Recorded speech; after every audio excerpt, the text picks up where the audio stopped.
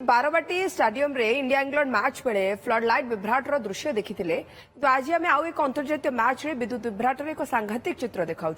जो flood light पूरा बंद हो सहित पूरा अंधार होगा स्टाडियम ना दर्शक किए क्या देखिपारे ना खेलाड़ी को चिन्ह पारे पूरा किटकिट अंधार होगा सारा स्टाडियम एभली दृश्य देखा मिली न्यूजीलैंड माउंट मांगनुई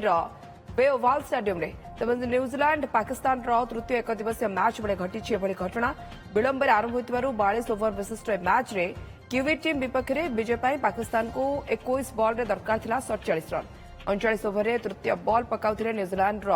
जैकब डफी सामने क्रीज रे थिले पाकिस्तान बैट्समैन ताब ताहिर तेबे ता बॉल को फेस करबा खेणी हठात फ्लड लाइट बंद हो सहित अंधार होगला पूरा स्टाडियम दीर्घ समय धरी अंधार होगला सारा इलाका तेबे किछि समय पर आलोक जलिबा परे पुणी आरंभ होइतिला मैच किंतु काहेकि एवं केउ परिस्थिति रे एभली घटना घटिला तार खोलताड़ चलछि।